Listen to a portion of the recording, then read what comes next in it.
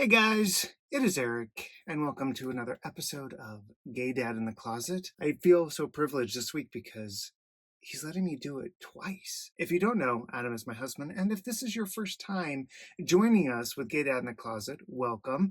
This is basically something that Adam and I do. It's our escape room, if you will. For those of you with children, you know that it is important to have your quiet time in your space that you can get away from them and you can eat some food without them saying, more, more, more. I want mine, mine. Yeah, this is where we go. Today's video is sponsored by, oh, yes, this little packet of Mike's hot honey.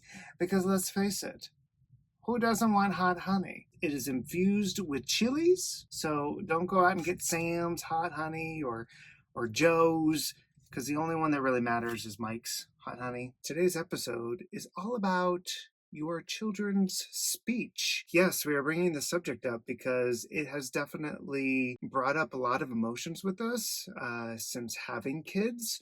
Our girls are almost 2.5 years old. They are twins. Basically, what it comes down to is whether you're in the social media world, whether you're not, you're going to have friends, you're going to have people out there judging you, and not necessarily you, but your children.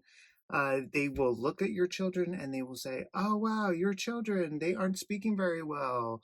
Or if you're lucky enough to be one of those parents that somebody will say, oh my gosh, your child speaks so much and they say so much and they're so precise on their words. Well, we definitely did not get the latter. We definitely got they're not far enough along. They should be knowing more words. And that is not just from our social media world, but it also came from, people around us, because friends being in the social media world put their kids out there saying, oh my gosh, look at how well she's doing. Look at the alphabet that she speaks at 2 years old. And, when you have that thrown in your face, you are probably going to look to your own child and say, they don't know the alphabet at 2.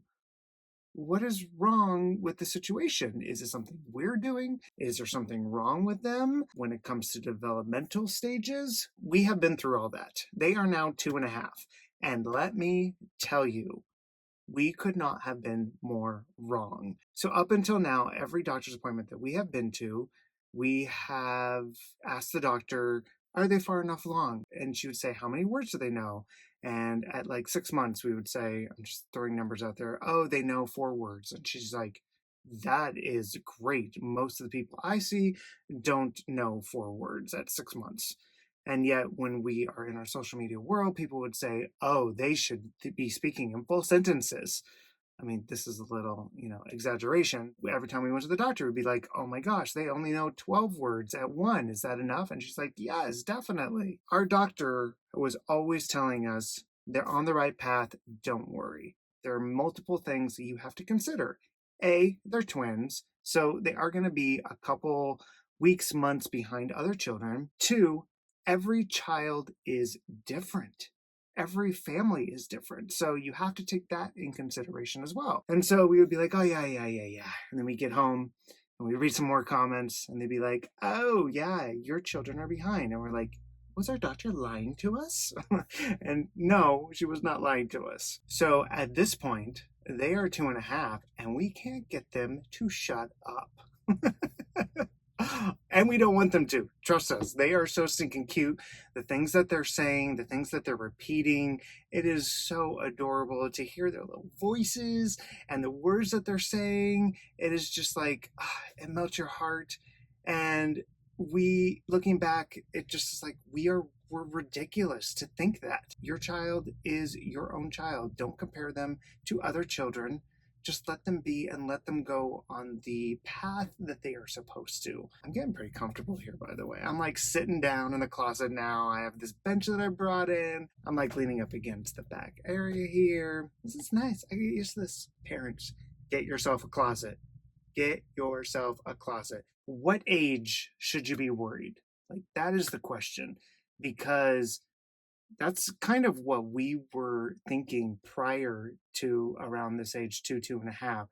We were like, well, when do we start getting worried that they're not going to be catching up to other kids? Like, what age is that? Go ahead and send us a note over on Facebook. We always post a video link on our Facebook page, and that is where we like to lead people to leave comments for us, since we don't have comments on our YouTube. So go over to our Facebook, look for that post for this video, and comment there when you think that age is. Is it 3? Is it 4? For those of you who are out there who have experienced the same thing as us, as their child not necessarily being up to par with the other children, and at what age did they catch up, and what age should you be concerned? Because I think that's good to know. The other day, we were so excited about Everest. So we have bought magnets that we have put on the refrigerator, and it was this big collection of magnets. I mean, there was like 5 different colors, all kinds of alphabet and numbers and shapes and sizes. And so she was at the refrigerator the other day, and she was taking letters off the refrigerator, putting it on the side of the refrigerator, and while she was doing it, she was naming the letters. No joke. She would pick one up and say T and put it over there, and I'm like, that is a T. And she would pick up M and say M and put it on this. I'm like, that is an M. X and put it. Oh, I'm like, 6, 9. Like, these are the ones I can remember, but it was like 12 different numbers and letters that she was doing. And I was just like, oh, this is awesome. Like, I'm so freaking proud of you. So parents, you're going to have that moment that you're going to sit back and be like, they're fine. They're fine. It'll come. Trust me.